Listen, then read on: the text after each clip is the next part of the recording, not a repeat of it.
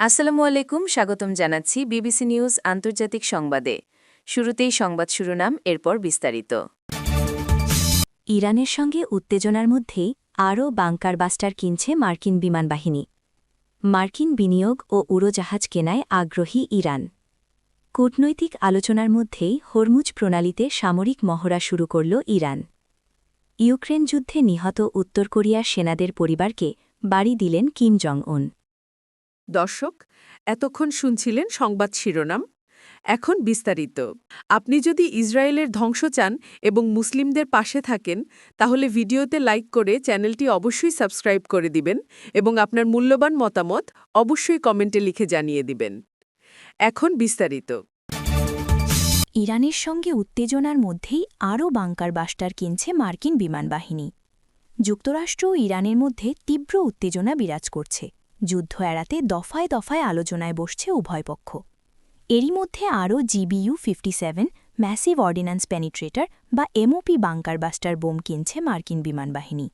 এমনকি খুব দ্রুত এই সমরাস্ত্র পেতে চায় সশস্ত্র বাহিনীর সদস্যরা। বিধ্বংসী এই ক্ষেপণাস্ত্রের মজুদ পুনরায় পূর্ণ করতে মার্কিন সমরাস্ত্র ও বিমান প্রস্তুতকারী প্রতিষ্ঠান বোয়িংকে অর্ডার বা কার্যাদেশও দেওয়া হয়েছে। এর জন্য ইতোমধ্যে একটি চুক্তিও সই হয়েছে। এর আগে গত জুনে অপারেশন মিডনাইট হ্যামারের সময় ইরানের পারমাণবিক স্থাপনাগুলোতে 1 ডজনেরও বেশি বাংকার বাস্টার বোমা নিক্ষেপ করেছিল যুক্তরাষ্ট্র।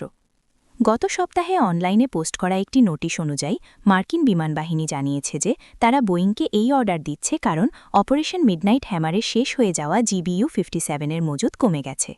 পুনরায় তা পূর্ণ করার জন্য এই সংগ্রহ ও রক্ষণাবেক্ষণ কার্যক্রম অত্যন্ত জরুরি। বোয়িং হল একমাত্র কোম্পানি যারা GBU-57 এমওপি তৈরি করে।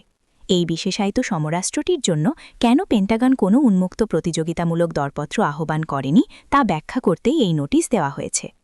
এতে বলা হয়েছে যে এই প্রতিরক্ষা জায়ান্ট 18 বছর ধরে এক অনন্য অভিজ্ঞতা অর্জন করেছে, যার মাধ্যমে তারা এই বিশেষায়িত অস্ত্রটিকে পরিবর্তিত মিশনের প্রয়োজন অনুযায়ী খাপ খাইয়ে নিয়েছে, যা এমওপিকে প্রাথমিক ধারণা থেকে পূর্ণ সক্ষমতায় পৌঁছে দিয়েছে। এতে আরও উল্লেখ করা হয়েছে যে অন্য কোনো কোম্পানিকে এই চুক্তি দিলে তা অগ্রহণযোগ্য বিলম্বের কারণ হতো।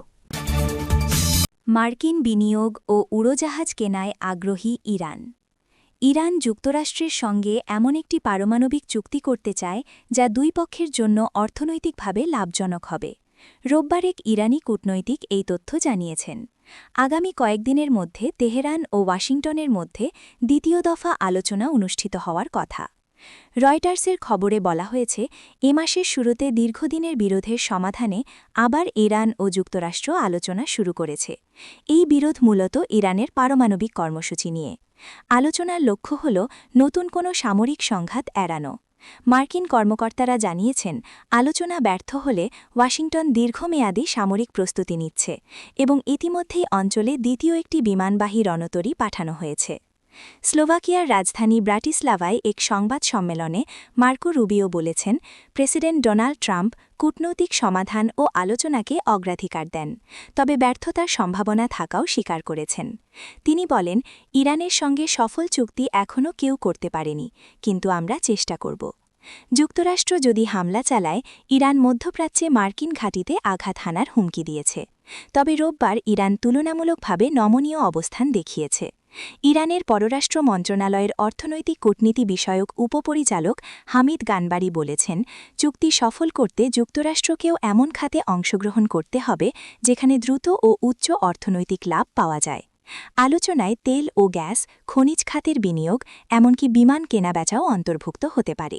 তিনি মনে করিয়ে দিয়েছেন, 2015 সালের চুক্তিতে যুক্তরাষ্ট্রের অর্থনৈতিক স্বার্থ সুরক্ষিত হয়নি। কূটনৈতিক আলোচনার মধ্যেই হরমুজ প্রণালীতে সামরিক মহড়া শুরু করল ইরান। যুক্তরাষ্ট্রের সঙ্গে উত্তেজনা কমাতে দুটি ভিন্ন কৌশল নিয়ে এগোচ্ছে ইরান। এর মধ্যে একটি কূটনৈতিক আলোচনা, অপরটি যে কোনো আগ্রাসনের নজিরবিহীন কঠোর জবাবের জন্য প্রস্তুতি। এরই অংশ হিসেবে সোমবার 16 ফেব্রুয়ারি কৌশলগতভাবে গুরুত্বপূর্ণ নৌপথ হরমুজ প্রণালীতে সামরিক মহড়া শুরু করেছে দেশটির বিপ্লবী গার্ড বাহিনী IRGC। ইরান এক দ্বিমুখী কৌশলের বহিঃপ্রকাশ ঘটিয়েছে। একদিকে যখন দেশটির শীর্ষ কূটনৈতিক যুক্তরাষ্ট্রের সঙ্গে নতুন দফার পরমাণু আলোচনায় অংশ নিতে জেনেভায় পৌঁছেছেন, অন্যদিকে ঠিক সেই মুহূর্তেই হরমুজ প্রণালীতে নতুন করে সামরিক মহড়া শুরু করেছে তেহরান। ইরানের রাষ্ট্রীয় সংবাদ মাধ্যমের প্রতিবেদন অনুযায়ী ওয়াশিংটন ওই অঞ্চলে তাদের সামরিক উপস্থিতি জোরদার করার পরপরই আইআরজিসি হরমুজ প্রণালীতে নৌমহড়া শুরু করে। আইআরজিসির ঊর্ধ্বতন কমান্ডারদের তত্ত্বাবধানে অত্যন্ত নিবিড়ভাবে এই মহড়া পরিচালিত হচ্ছে।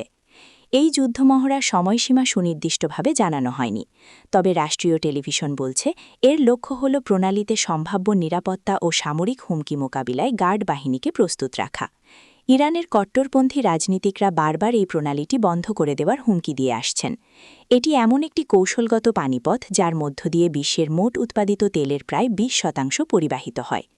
ইরানি সংবাদ মাধ্যমের খবর অনুযায়ী আইআরজিসি প্রধান জেনারেল মোহাম্মদ পাকপুরের তত্ত্বাবধানে পরিচালিত এই মহড়ার মূল উদ্দেশ্য হল দ্রুত প্রতিক্রিয়া জানানোর সক্ষমতা বাড়ানো।